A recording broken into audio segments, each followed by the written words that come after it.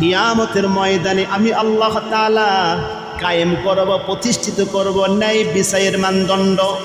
সেখানে কোনো সলসাতুরি চলবে না, সেখানে কোনো বাহাদুরি চলবে না, সেখানে ক্ষমতার দাপটতা চলবে কি চলবে না? কোনো চলবে না, সেখানে ক্ষমতার বাহাদুরি চলবে না।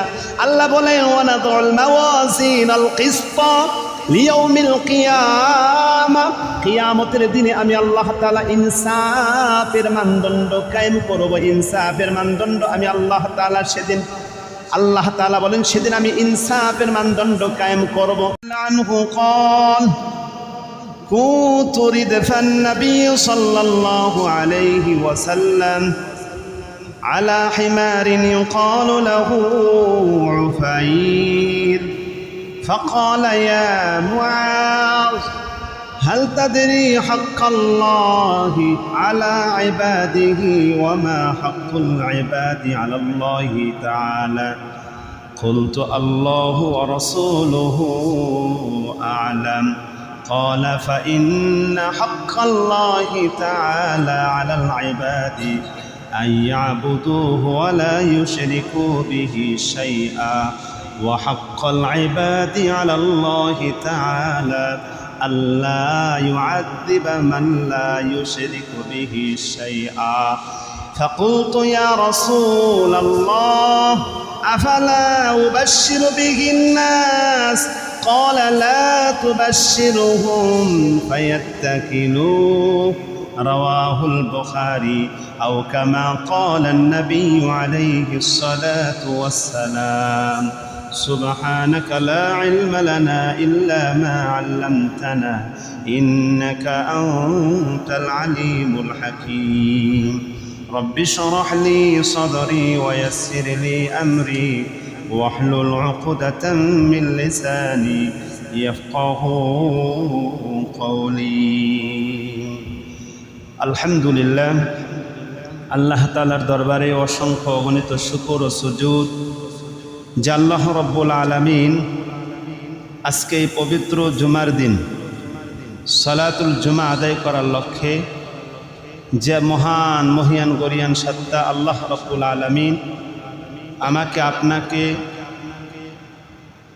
আমাদের সবাইকে সুস্থতার সাথে নেক হায়াতকে এই পর্যন্ত দীর্ঘায়িত করে যে আল্লাহ তার মনোনীত জায়গাতে আসা বসার সাথে সাথে দিনই কিছু আলোচনা শোনা এবং বলার মতো সুবর্ণ সুযোগ আর তৌফিক দান করলেন, এতে আপনারা খুশি না নারাজ? যদি খুশি হয়ে থাকেন, নিয়ামতের শুকরিয়া আদায় করার লক্ষ্যে মালিকের দেওয়া জবান দিয়ে মালিকের দেওয়া কালিমাতুশ শুকুর উচ্চ কণ্ঠে বলিষ্ঠ কণ্ঠে উচ্চারণ করি আলহামদুলিল্লাহ। শত সহস্র লক্ষ কোটি দরুদ ও সালাম বর্ষিত হোক সর্বকালের সর্বশ্রেষ্ঠ মানব, মানবতার মুক্তির দিশারি সাইয়্যিদুল কাওনাইন ইমামুল মুরসালিন খাতামুন নবিয়্যিন মুহাম্মদুর রাসূলুল্লাহ সাল্লাল্লাহু আলাইহি ওয়াসাল্লাম। সম্মানিত মুহতারাম হাজিরিন, ভূমিকা দীর্ঘায়িত না করে আমি আপনাদের সামনে যে আয়াতে কারিমা তেলাওয়াত করেছি, বুখারী শরীফ থেকে একটি হাদিস পাঠ করেছি। কোরআনুল কারীমের সূরাতুল আম্বিয়ার একটি আয়াত তেলাওয়াত করেছি। সূরাতুল আম্বিয়ার 47 নম্বর আয়াত। সূরাতুল আম্বিয়ার কত নম্বর আয়াত? 47 নম্বর আয়াত। বুখারী শরীফের একটি হাদিস আমি আপনাদের সামনে পাঠ করেছি 2856। মাশাআল্লাহ, 2856 নম্বর হাদিস পাঠ করেছি। তা আল্লাহ চাহে তো আয়াত এবং হাদিসের আলোকে যতটুকু সম্ভব আলোচনা করার চেষ্টা করব ইনশাআল্লাহ। সম্মানিত মুহতারাম হাজিরিন, আলোচনার প্রারম্ভে একটা বিষয় আমাদেরকে মাথায় রাখতে হবে, শুধু আমাদের না, দুনিয়ার সমস্ত ঈমানদারদের মাথায়, মুমিনের মাথায় রাখতে হবে। তা হলো মানুষ বা মুমিন যারা ঈমানদারদের জন্য করণীয় হলো সব সময় অন্যের উপকার করার চেষ্টা করবে। মুমিনের জন্য করণীয় কি? একজন মুমিন, একজন মুসলমান, একজন ঈমানদার সে সব সময় অন্যের উপকার করার চেষ্টা করবে। অন্যের কি করার চেষ্টা করবে? অন্যের উপকার করার চেষ্টা করবে এবং অন্যের ক্ষতি হয়, অন্যের ক্ষতি সাধন করা থেকে নিজেকে দূরে রাখবে, নিজেকে বেঁচে রাখবে। এটা হলো মুমিনের জন্য করণীয়। এটাই হলো ইসলামের শিক্ষা যে মুমিন অপরকে, অন্য ব্যক্তিকে উপকার করবে, অন্যের ক্ষতি সাধন করা থেকে নিজেকে দূরে রাখবে, নিজেকে বাঁচিয়ে রাখবে। এটাই হলো ইসলামের শিক্ষা, এটাই হলো মানবতার শিক্ষা, এটাই হলো নৈতিক শিক্ষা। কি বলেন, ঠিক কিনা? নাকি ক্ষতি করবে মুমিন? মুমিন ক্ষতি করবে না। মুমিন যতদূর সম্ভব অন্যের কিভাবে কল্যাণ করা যায়, অন্যের কিভাবে উপকার করা যায়, এটা করার চেষ্টা করবে সে। আর অন্যের যেন ক্ষতি না হয়, তার দ্বারা যেন অন্যের কোনো ক্ষতি সাধন না হয়, এই ব্যাপারে সে চৌকান্ন থাকবে, নিজেকে দূরে রাখবে, নিজেকে বাঁচিয়ে রাখবে।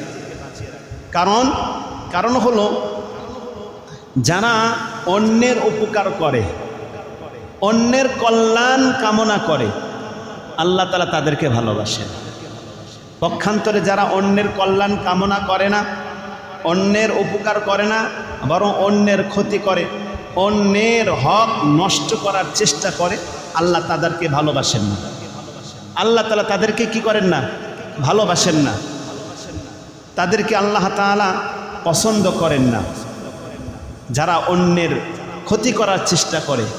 এখন আপনারা বলেন তো দেখি, বর্তমান বিশ্বের সমাজে এমন মানুষ কি আছে যারা অন্যের ক্ষতি করার চেষ্টা করে? আছে? কম না বেশি? তুলনামূলক বেশি। কে কিভাবে অন্যের ক্ষতি করা যায়, কিছু মানুষ আছে এটাই নিয়ে থাকে।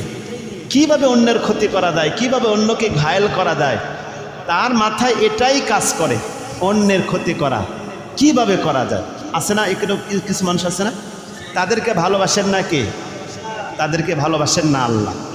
আল্লাহ তাআলা বান্দার সকল গুনাহগুলো ক্ষমা করে দিবেন, তবে বান্দার উপর যে হক রয়েছে, এই হক যতক্ষণ বান্দা মাফ না করবে ততক্ষণ আল্লাহ মাফ করবেন না। আমরা গত জুমাতে আলোচনা করেছিলাম যে একজন মুমিনের সমস্ত গুনাহ মাফ হয়ে যায় তওবা ইস্তেগফারের মাধ্যমে। গত সপ্তাহে আলোচনা করেছিলাম না যে তওবা ইস্তেগফার, ক্ষমা প্রার্থনার দ্বারা আল্লাহ তাআলা সমস্ত গুনাহ কি করে দেন? মাফ করে দেন। তো এই কথা শুনে আমার কিছু ভাই খুবই মহা খুশি যে মাশাআল্লাহ, এখন আর নামাজ কালাম আর কোনো কিছু করার দরকার নাই, যাকে পারে তাকে ধরে মার করে খাও, অন্যের জমি আত্মসাৎ করো, অন্যায় বাজ বিচার করতে নেই, যা খুশি তাই করো, কারণ আল্লাহ সব গুনাহ মাফ করে দিবেন। আসলে বিষয়টা এমন না। আল্লাহ মাফ করবেন ওই গুনাহ যেই গুনাহটা আল্লাহ তাআলার সাথে, বান্দার সাথে সম্পৃক্ত। এটাকে বলা হয় হক। একটা হলো হক দুই প্রকার, একটা হলো আল্লাহর হক আর একটা হলো বান্দার হক। হক কত প্রকার? দুই প্রকার। এক নাম্বার হক হলো আল্লাহর হক। এই হকের মধ্যে আবার দুই ভাগ আছে। এক ভাগ আল্লাহ চাইলে ক্ষমা করে দেন, আবার চাইলে আযাব দেন। আর এক ভাগ আল্লাহ ক্ষমা করেন না, সামনে আসবে। দ্বিতীয় নাম্বার ভাগ যেটা বান্দার হক, এই বান্দার হক আল্লাহ তাআলা ততক্ষণ পর্যন্ত ক্ষমা করবেন না যতক্ষণ পর্যন্ত না এই বান্দা মাফ না করবেন। এই হককে আমরা কোরআন সুন্নাহের ভাষা এভাবে বলতে পারি। এক নাম্বার হলো হুকুকুল্লাহ, আল্লাহর হক। কার হক? সবাই বলেন আল্লাহর হক। আল্লাহর হক কি কি? যেমন নামাজ, সালাত আদায় করা, সিয়াম পালন করা, হজ আদায় করা, যাকাত প্রদান করা, এগুলো হলো আল্লাহর হক যা বান্দার সাথে সম্পৃক্ত। আল্লাহ এবং বান্দার সাথে সম্পৃক্ত আল্লাহর হক হলো সালাত, নামাজ, যাকাত, সিয়াম, রোজা, হজ, এগুলো আল্লাহর হক। এটার ভিতর যদি কোনো মুমিন কোনো সময় ভুলবশত অথবা শয়তানের প্ররোচনায় যদি ভুল করে থাকে, তাহলে এই হক আল্লাহ চাইলে ক্ষমা করে দিতে পারেন, আবার চাইলে আযাবও দিতে পারেন। দ্বিতীয় নাম্বার হক হলো হুকুকুল্লাহ।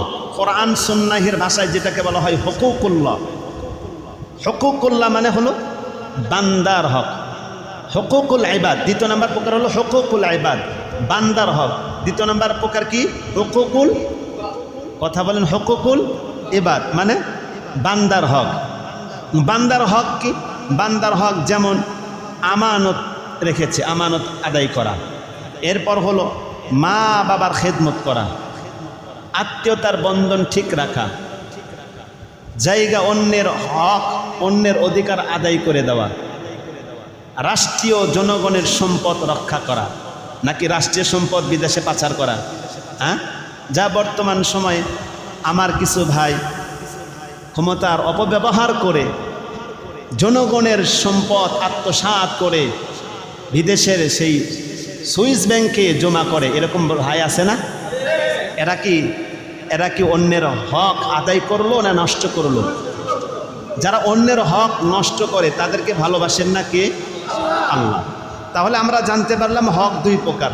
এক নাম্বার হক হলো হুকুকুল্লাহ, আল্লাহর হক, যেটা আল্লাহ চাইলে ক্ষমা করে দিতে পারেন, আবার চাইলে শাস্তি দিতে পারেন।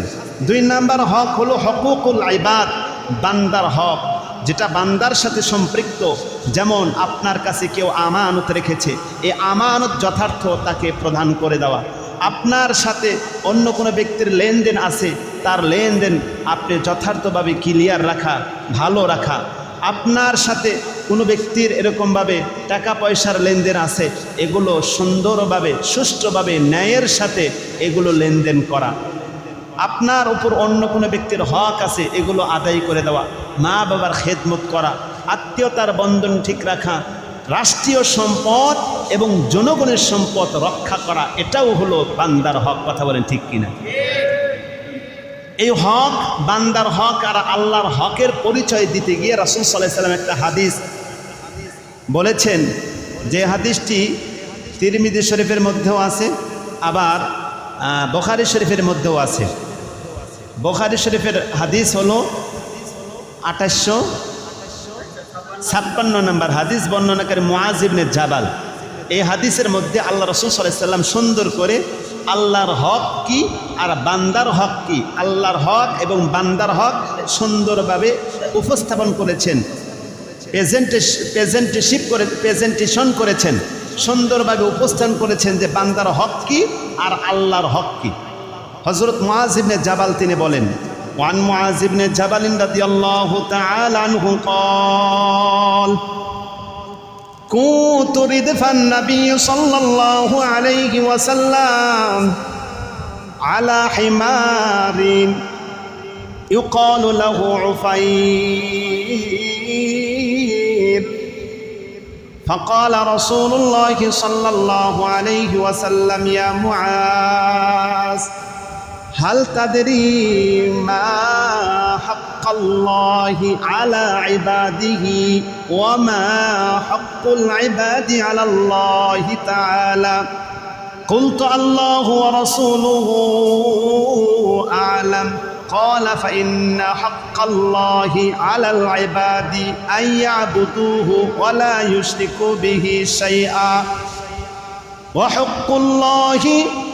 وحق العباد على الله تعالى ألا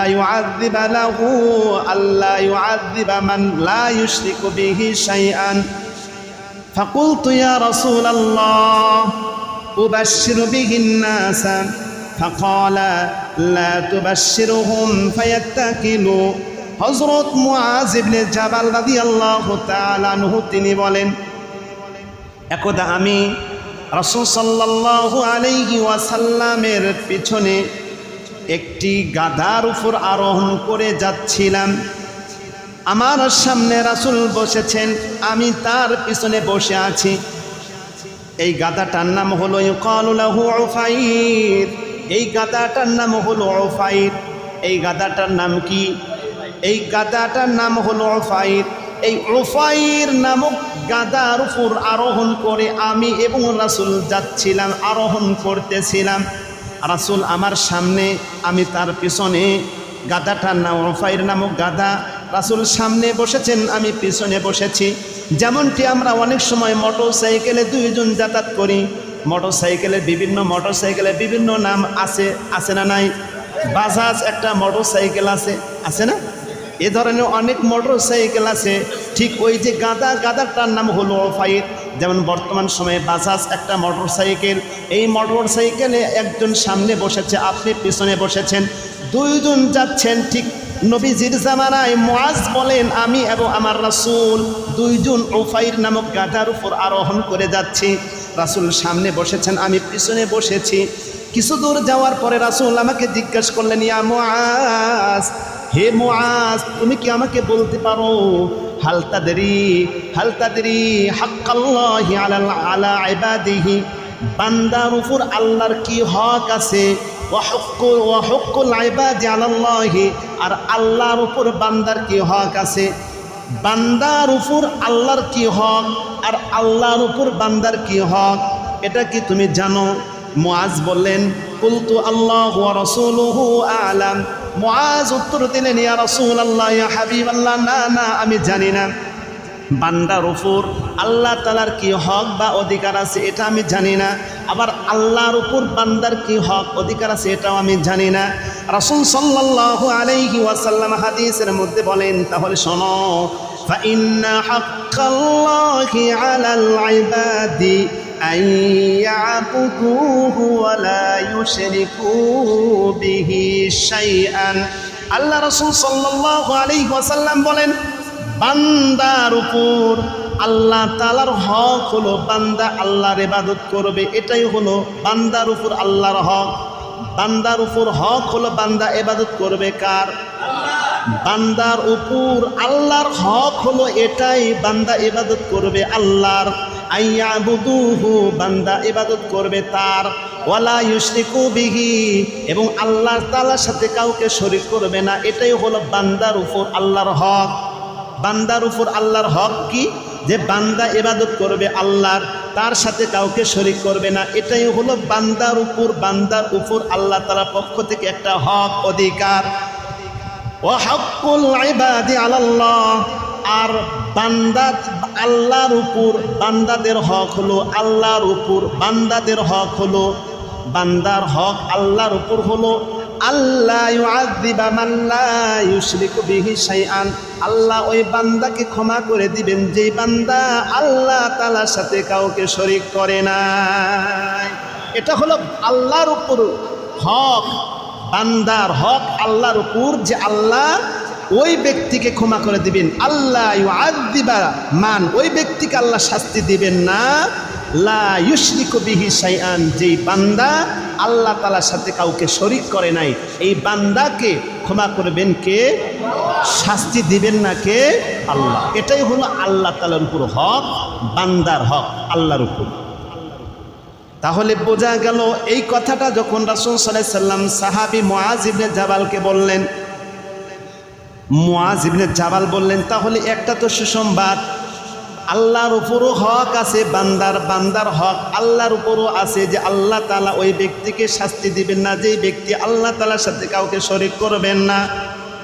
এটাই যদি আল্লাহর উপর হক হয়ে থাকে, আর বান্দার উপর যদি আল্লাহর হক এটা হয় যে বান্দা আল্লাহর ইবাদত করবে, তার সাথে কাউকে শরীক করবে না, আর যে আল্লাহ তাআলার সাথে শরীক করবে না আল্লাহ তাআলা তাকে আযাবও দিবেন না, এটাই যদি হয়ে থাকে, তাহলে মুআজ ইবনে জাবাল তিনি বলেন, আফালা উবাশশিরু বিহিন নাস, ইয়া রাসূলুল্লাহ, এই হাদিস, এই সুসংবাদ কি আমি মানুষদেরকে দেব না? এই সুসংবাদ কি আমি মানুষদেরকে দেব না? মানুষদেরকে কি জানিয়ে দিব না এই সুসংবাদের কথা? আল্লাহ রাসূল সাল্লাল্লাহু আলাইহি ওয়াসাল্লাম বললেন, ফাকালা নবী সাল্লাল্লাহু আলাইহি ওয়াসাল্লাম, রাসূল বললেন, ফালা তুবাশশিরুহুম, মানুষদেরকে এই সুসংবাদ দিও না। কেন দিও না?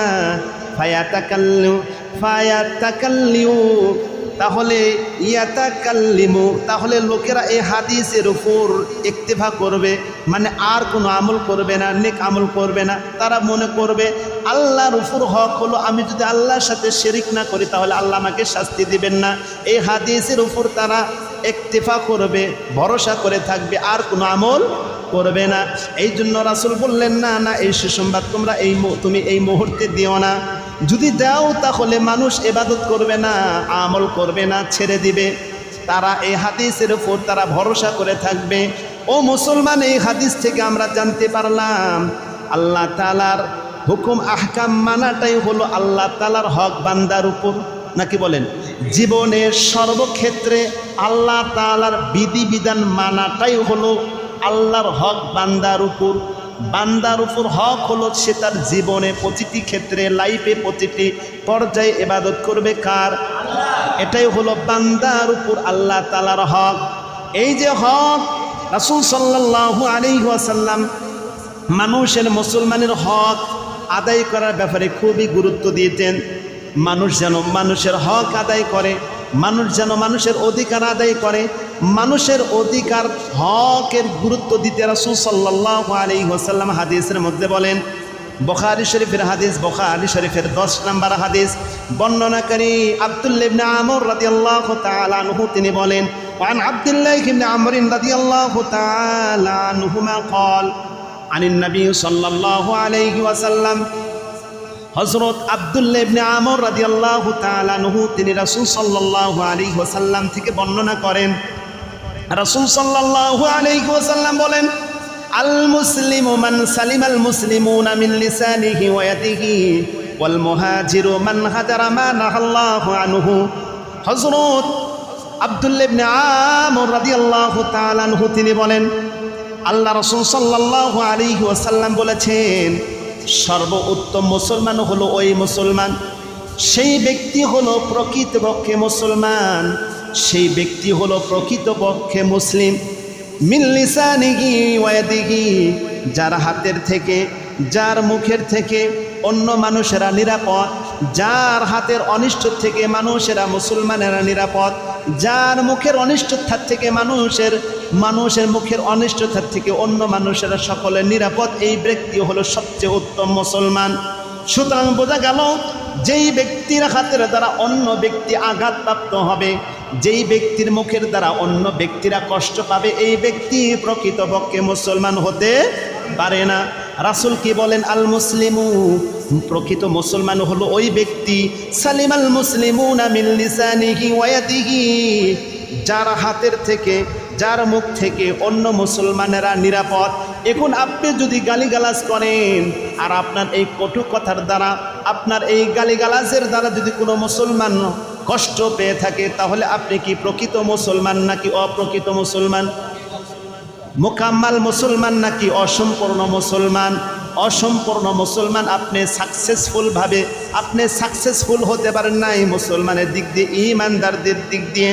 এই জন্য রাসূল সাল্লাল্লাহু আলাইহি ওয়াসাল্লাম বলেন, শোনো, তোমার দ্বারা যেন অন্য মুসলমানের হক নষ্ট না হয়, তোমার দ্বারা যেন অন্যের সম্পদ আত্মসাৎ না করা হয়, তুমি যেন জনগণের এবং রাষ্ট্রের সম্পদ আত্মসাৎ করে বিদেশে যেন পাচার না করো।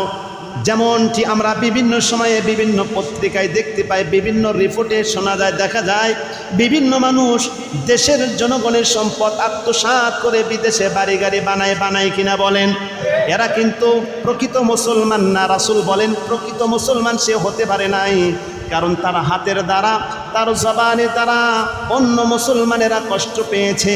যেই নিরহ জনগণের সম্পদ এই ব্যক্তি আত্মসাৎ করলো, বলেন তো দেখি, এই নিরহ মুসলমান কষ্ট পেয়েছে কি পায় নাই? অবশ্যই পেয়েছে, কিন্তু কষ্টগুলো কারো কাছে ওপেন করতে পারে নাই, বলতে পারে নাই। মনের কষ্ট মনেই চাপা দিয়ে রেখেছে। শুধুমাত্র কেবলমাত্র মনের কষ্টগুলো যাকে জানিয়েছেন, আওয়াজ দেয়া বলেন তিনি কে? মনের কষ্টগুলো শুধুমাত্র নীরব নিবৃতে আল্লাহকে জানিয়েছে, আল্লাহ আমি দুর্বল, আমার শক্তি নাই, আমার জনক্ষমতা নাই, যার কারণে শক্তি প্রয়োগ করে আমার জায়গা জমিগুলো দখল করে নিয়েছে। মালিক, এই দুনিয়াতে আমি বিচার পাবো না এটা নিশ্চিত, কিন্তু বিচার দায়ের করে গেলাম তোমার কাছে, কিয়ামতের ময়দানে তুমি বিচার দিও।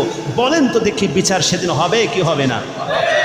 আমি আপনাদের সামনে একটি আয়াত কারিমা তেলাওয়াত করেছি, সূরাতুল আম্বিয়া কত নম্বর আয়াত? 47 নম্বর আয়াতে আল্লাহ রাব্বুল আলামিন সেখানে বলেন, ওয়ানাদাউল মাওয়াজিনাল কিসতা লিয়াউমিল কিয়ামাতি ফালা তুযলামু নাফসুন শাইআ وإن كان مثقال حبة من خردل أتينا بها وكفى بنا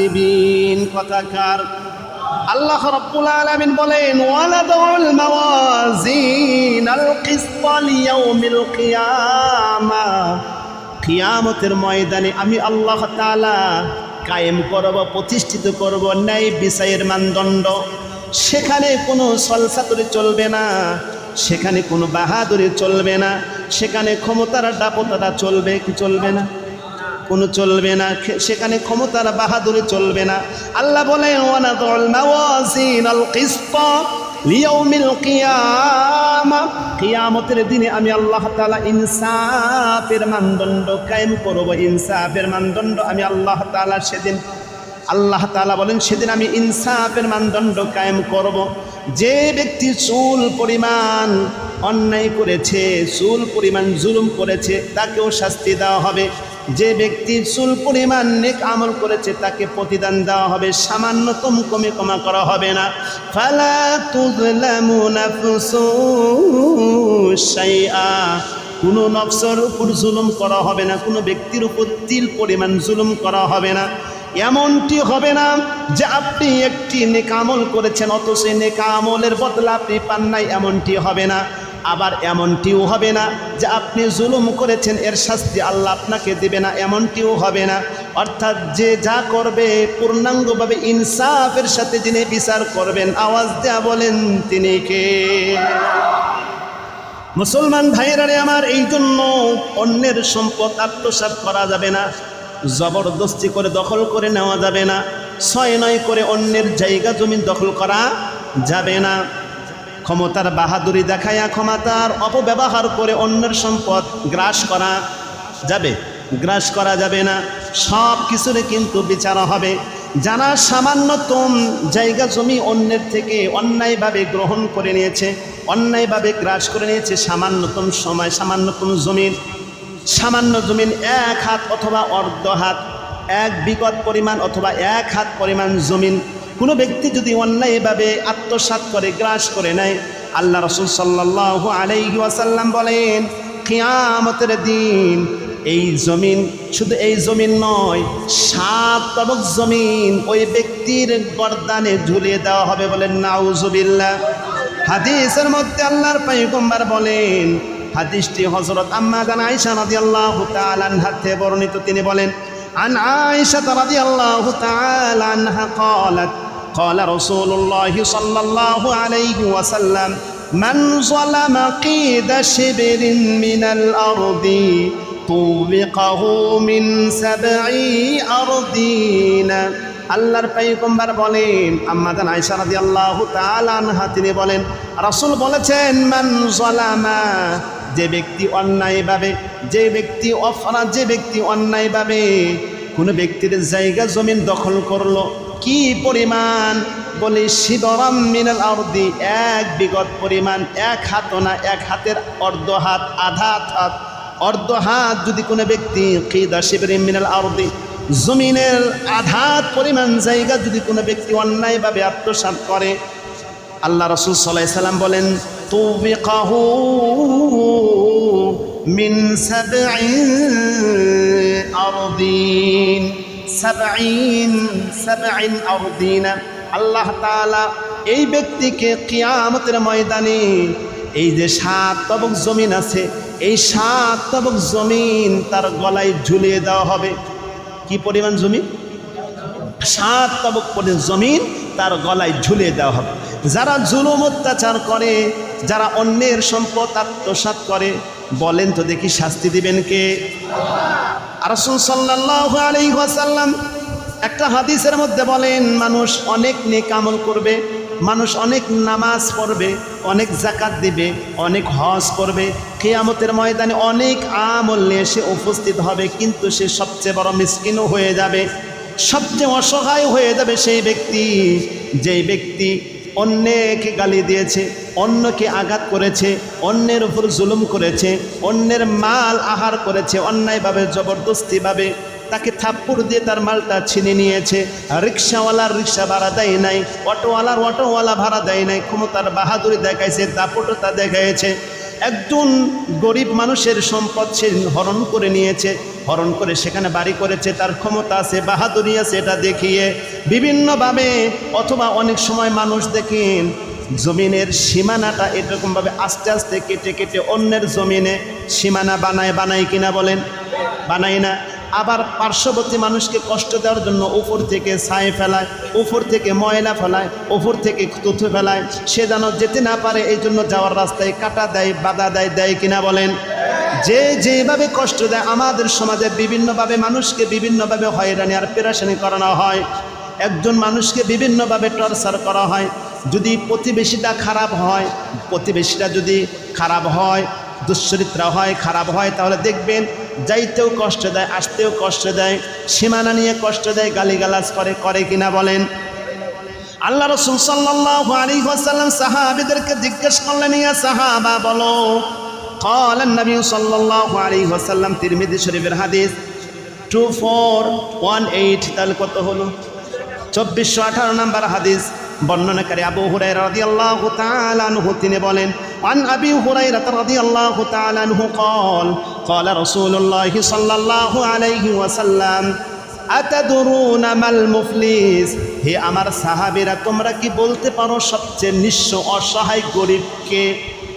আমরা যদি এখন আমাদেরকে পরস্পরে প্রশ্ন করা হয়, বা আমি যদি আপনাদেরকে প্রশ্ন করে, বলেন তো দেখি সবচেয়ে গরিব আর অসহায়কে? আপনারা এই অ্যান্সারটাই দিবেন, এই উত্তরটাই দিবেন, যার টাকা নাই পয়সা নাই সে হলো গরিব। ঠিক এই উত্তরটাই সাহাবে কেরাম রাসূল সাল্লাল্লাহু আলাইহি ওয়াসাল্লামকে বললেন।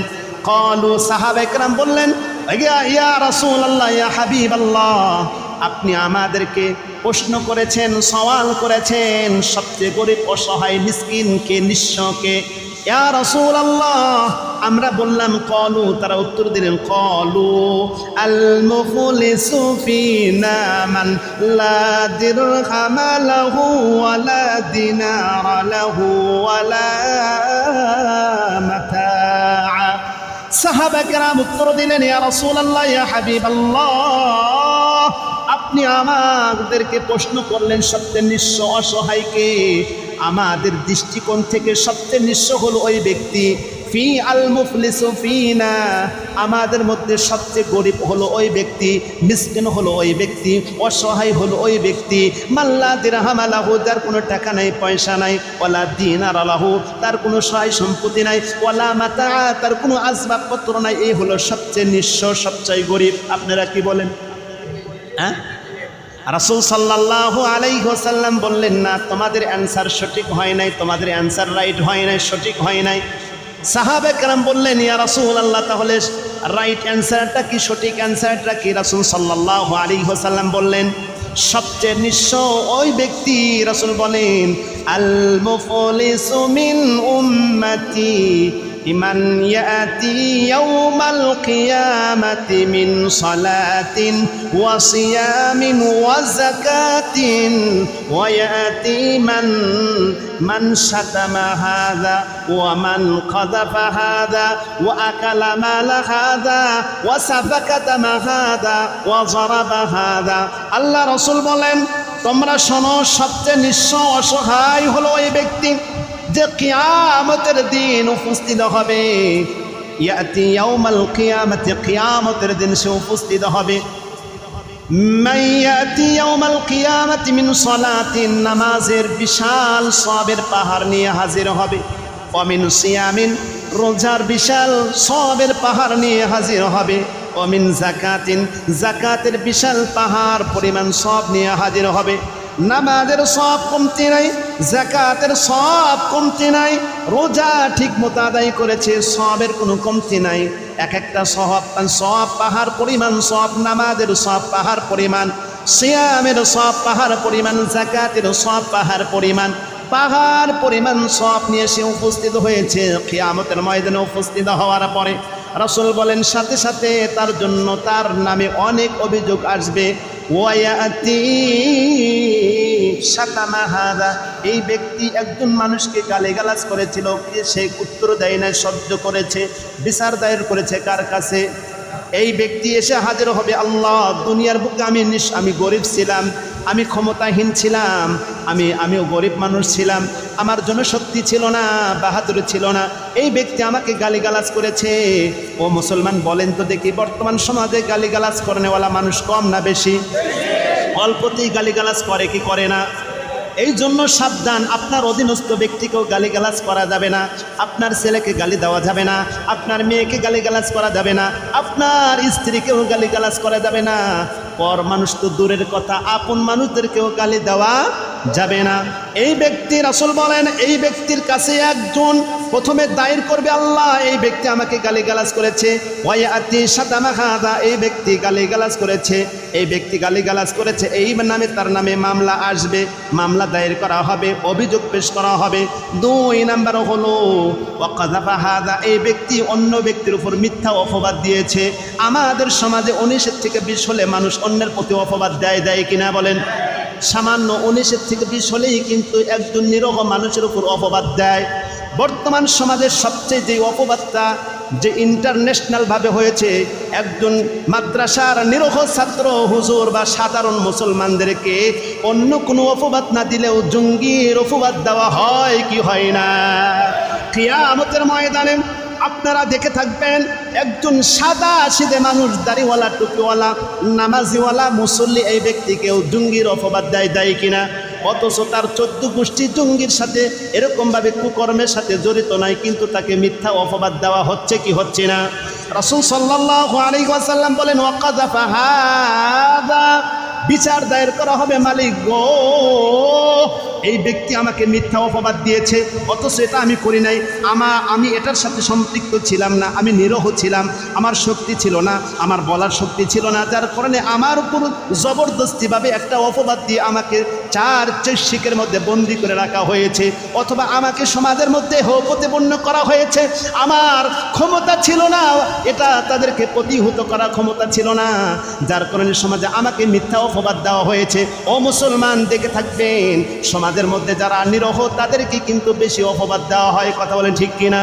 এই সেদিন বিচার দায়ের করা হবে, ওয়াকাযাফা হাদা, আমাকে মিথ্যা অপবাদ দেওয়া হয়েছে, এরপর তার নামে অভিযোগ করা হবে। ওয়া আকালা মালা হাদা, এই ব্যক্তি অন্যায়ভাবে অন্যের সম্পদ আত্মসাৎ করেছে, ট্যাক্স নিয়েছে, জুলুম করে মাল আত্মসাৎ করেছে, এরকম মানুষ আছে কিনা নাই? 3 নাম্বার, তার ব্যাপারে বলা হবে এই ব্যক্তি অন্যায়ভাবে অন্যের সম্পদ আত্মসাৎ করেছে, মাল খেয়েছে। 4 নাম্বার, তার নামে অভিযোগ করা হবে, ওয়াকাদ সাকাফা হাদা, ওয়াকাদ সাফাকাহা, ওয়াকাদ সাফাকা দামা হাদা, এই ব্যক্তি অন্যায়ভাবে হত্যা করেছে। ও মুসলমান বলেন তো দেখি, বিভিন্ন সময় অন্যায়ভাবে মানুষকে হত্যা করা হয় কি হয় না? টাকা পয়সা নিয়ে বা বিভিন্ন ইস্যু তৈরি করে অন্যায়ভাবে হত্যা করা হয় কিনা বলেন? সেদিন কিয়ামতের ময়দানে তার নামে দায়ের করা হবে যে আল্লাহ এই ব্যক্তি অন্যায়ভাবে মানুষকে হত্যা করেছে, কোনো অপরাধ ছিল না, কোনো অন্যায় ছিল না, অন্যায়ভাবে তাকে হত্যা করা হয়েছে। তার নামে আরও অভিযোগ করা হবে, ওয়াকাদ যারাবা হাদা, অন্যায়ভাবে মানুষকে প্রহার করেছে, আঘাত দিয়েছে, 20-এর জায়গায় 30 চেয়েছে, থাপ্পড় দিয়েছে, লাথি দিয়েছে, এরকম মানুষ আছে না নাই? প্রহার করেছে, সামান্য তো 19 থেকে 20 হলে প্রহার করে, স্বামীরা স্ত্রীদের উপর প্রহার করে, অন্যায়ভাবে প্রহার করে, এরপর ছেলেদের উপর প্রহার করে, বালেকা পুরুষদের উপর বাবা মাও অনেক সময় প্রহার করে, অন্যায়ভাবে প্রহার করে, রাগ খাটায়, এগুলো করা যাবে না। রাসূল সাল্লাল্লাহু আলাইহি সাল্লাম বলেন এর নামে এই প্রহারের অভিযোগ করা হবে। বিভিন্ন অভিযোগ যখন তার নামে দায়ের হবে, এবার আল্লাহ তাআলা ঘোষণা করাবে, ফায়ুতা হাদা মিন হাসানাতিহি, এখন তো টাকা নাই, পয়সা নাই, কিভাবে ক্ষমা চাওয়া হবে? বলে এর যে সব আছে, এই নামাজের সব থেকে তাকে দিয়ে দাও, যাকাতের সব থেকে তাকে দিয়ে দাও, এই হজের সব থেকে তাকে দিয়ে দাও। তার সবগুলো দিতে দিতে শেষ, ফানিয়াত হাসানাতুহু, আর কোনো সব নাই, কিন্তু অভিযোগকারী এখনো আছে, এখনো অভিযোগকারী আছে, সওয়াব তো নাই, কি দেয়া বিদায় করবে? আল্লাহ তাআলা এবার ঘোষণা করবে যেহেতু তার আমলনামায় আর কোনো নেকি নাই, সওয়াব নাই, এখনো পাওনাদারের অভাব নাই, এখনো অভিযোগকারীর অভাব নাই। অনেক অভিযোগকারী দুনিয়াতে অভিযোগ দিতে পারে নাই, দুনিয়াতে নালিশ পায় নাই, দুনিয়াতে বিচার পায় নাই, কারণ দুনিয়াতে বিচারের মধ্যে গোলমেল হয় কিনা বলেন? দিনে রাতে বিচারের কার্যক্রম পাল্টে যায়, বিচার পায় নাই বিচার পায় নাই, সেদিন কিন্তু বিচার ঠিকই পাওয়া হবে। আল্লাহ তাআলা বলবেন যেহেতু এবার তার কোনো নেক আমল নাই, তাহলে এবার এর যে গুনাহ আছে, এই যে বিচার যারা দায়ের করেছে, অভিযোগ যারা দায়ের করেছে, এই অভিযোগকারীদের গুনাহগুলো এই ব্যক্তির উপর বর্তানো হবে। আল্লাহর পয়গম্বর বলেন ফাতুরিহাত আলাইহি খাতায়াহুম, তাদের গুনাহ, সব গুনাহগুলো নিয়ে এই ব্যক্তির ঘাড়ে দেওয়া হবে। এই ঘাড়ে দেওয়ার পরে এখন আর কোনো নেক আমল আছে না নাই? শুধু কি থাকলো? শুধু গুনাহ আর গুনাহ। রাসূল বলেন সুম্মা তুরিহা ফিন্নার, এরপর এই ব্যক্তিকে আল্লাহ তাআলা জাহান্নামে পাঠায় দিবে। নাউযুবিল্লাহ। এই জন্য সাবধান, জুলুম করা যাবে না, অত্যাচার করা যাবে না, অন্যায়ভাবে অন্যের সম্পদ আত্মসাৎ করা যাবে না। এটা আল্লাহ রাসূল সাল্লাল্লাহু আলাইহি ওয়াসাল্লাম বলেছেন, জুলুম মারাত্মক একটা অন্যায়, জুলুম অত্যাচার এই একটা খুব কঠিন একটা গুনাহ। এই গুনাহটা যদি আপনি তার থেকে মাপ চেয়ে না নেন, মাজলুমের থেকে যদি আপনি মাপ চেয়ে না নেন, তাহলে এই গুনাহটাও ক্ষমা আল্লাহ করবেন না, আল্লাহ মাফ করবেন না, আল্লাহ এরকম এই গুনাহটা মাফ করবেন না যতক্ষণ না আপনি যাকে মেরেছেন, যাকে গালি দিয়েছেন, যার সম্পদ খেয়েছেন, তার থেকে যদি আপনি মাপ না চেয়ে নেন, ক্ষমা যদি না চেয়ে নেন, তাহলে এই গুনাহটা মাফ করবে না কে? এই জন্য সাবধান মুসলমান, আমার হাতের দ্বারা যেন কেউ কষ্ট না পায়, আমার জবান দ্বারা যেন কেউ কষ্ট না পায়, আমার পা দ্বারা যেন কেউ কষ্ট না পায়। আপনি অনেক কিছু হয়েছেন, আপনার এই অনেক কিছু হওয়া কিন্তু সময়ের ব্যাপার, সামান্য সময়ের ব্যাপার। এই সময় শেষ হয়ে গেলে কিন্তু আপনি শুধু শূন্য থাকবেন, খালি হাতে কিন্তু যেতে হবে। এই জন্য নিজেকে সংশোধন করেন, নিজেকে সংশোধন করেন, এমনভাবে তৈরি করেন যেন আপনার দ্বারা কেউ কষ্ট না পায়। আল্লাহ পাক আমাদের সবাইকে পাকা পুক্ত খাঁটি মুসলমান হওয়ার তৌফিক দান করেন। সম্মানিত মুহতারাম হাজির।